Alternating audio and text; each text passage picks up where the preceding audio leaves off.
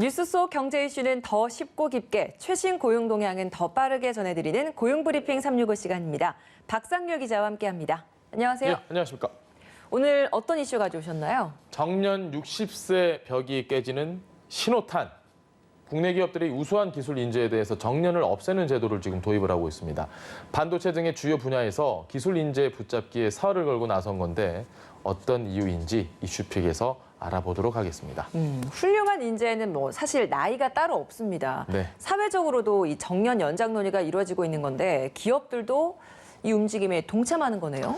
네, 그렇습니다. 인구 절벽 현상으로 지금 생산 인구가 계속해서 줄어들면서 정년 연장 논의가 이루어지고 있긴 하지만 아직까지는 사회적 합의를 보지는 못했습니다. 그런데 기업들이 먼저 우수 인력들은 정년 이후에도 근무를 할 수 있도록 제도 마련에 나선 겁니다.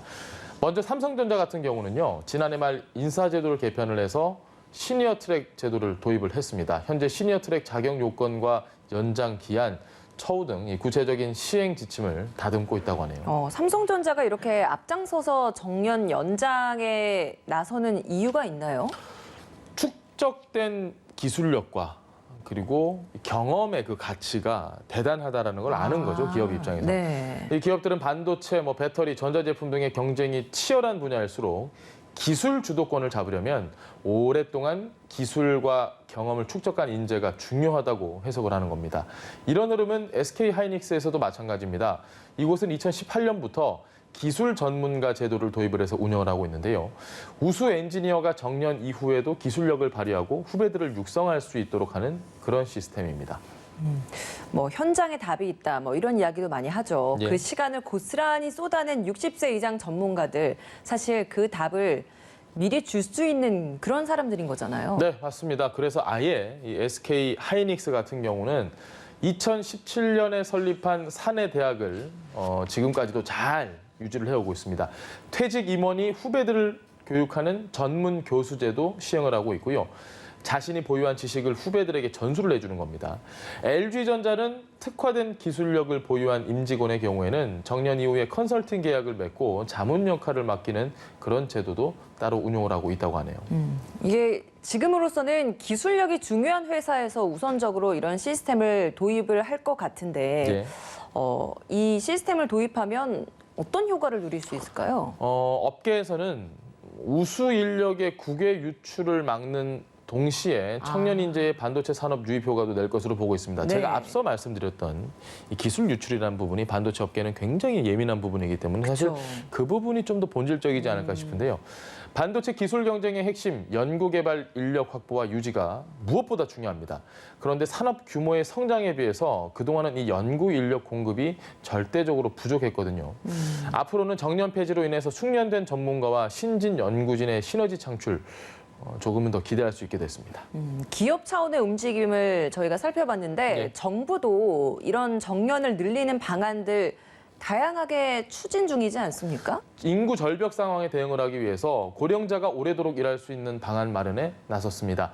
계속 고용 제도를 도입을 해서 60세 정년 이후에도 일을 할 수 있도록 한다는 계획입니다.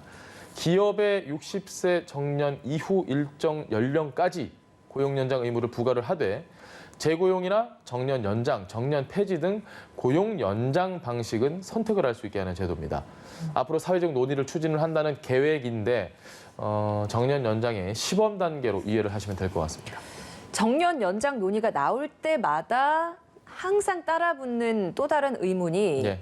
신규 채용이 줄어들지 않겠느냐, 이 부분이에요. 실제로 앞서서 이제 정년 연장 움직임을 시행에 옮긴 이 대기업들 사례 말씀해 주셨는데 이 기업들 이 신규 채용 문제는 어떤가요? 기업에서는 공격적으로 지금 신규 채용을 늘리고 있는 추세입니다.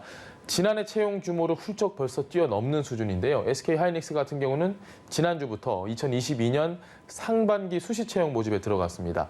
이번 수시 채용은 신입 전형과 저연차 경력자를 대상으로 저연차 경력자, 이 경력자를 대상으로 한 그런 전형으로 나뉘는데 그 규모가 1,000명을 훌쩍 뛰어넘을 것으로 전망이 됩니다. 삼성전자 역시 인재 채용에 적극적으로 나섰는데요. 지난주까지는 반도체 부문 경력사원을 모집을 했고 다음 달부터는 계열사별로 신입사원 채용 공고 계획을 준비 중이라고 합니다. 그러면 삼성의 경우에 채용 규모가 얼마나 늘어날 예정인가요? 올해는 채용 규모를 좀 크게 늘릴 것으로 지금 보입니다. 앞서 삼성그룹 같은 경우는 지난해 통상적인 3년 동안의 고용 인원이 약 3만 명인데 4만 명으로 규모를 확대한다고 발표를 했기 때문입니다. 수시 채용 진행하고 있는 LG전자 역시 다음 달에 신입 채용에 나설 계획인데요. 올해부터 연간 10,000명씩 3년 동안 3만여 명을 고용을 한다는 방침을 세운 상황인데 글쎄요. 역시 또 경력이 아마 중요한 화두가 되지 않을까 싶습니다. 네, 근데 그래도 좀 고무적이라고 볼 수 있는 게 그럼요. 정년 맞습니다. 연장 방안도 도입을 하면서 신규 채용도 줄어들지 않는다라는 그런 부분일 것 같네요. 아주 고무적인 부분입니다. 알겠습니다. 예. 한컷 이슈 짚어보겠습니다. 어떤 소식 준비하셨습니까?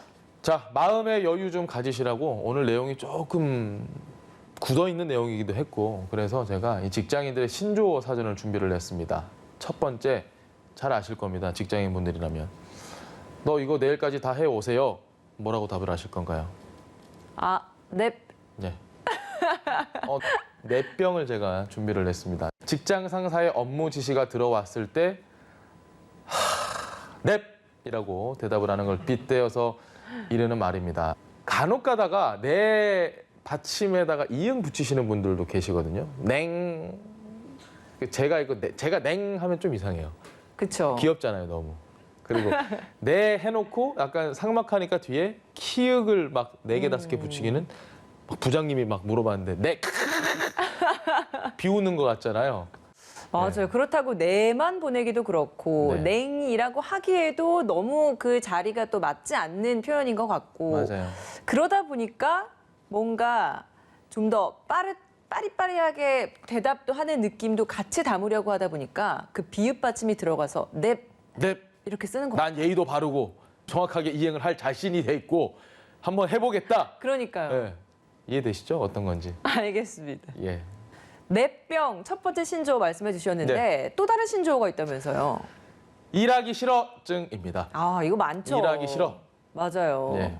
요즘 SNS에서 뭐 굉장히 많이 번지고 있던데요. 야근하죠. 또 재택근무하면 야근 더 많죠. 좀 쉬고 싶다고요. 직장인들 혼자 있고 싶고 막 이럴 때 그 마음을 대변하는 말입니다.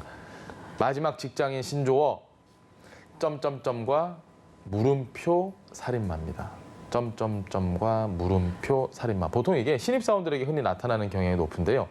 점점점 살인마의 경우에는 궁금하고 또 잘 모를 때 질문하지 않고 참고 있다가 업무에 관해서 물어봤다가 아무 말도 못하는 경우.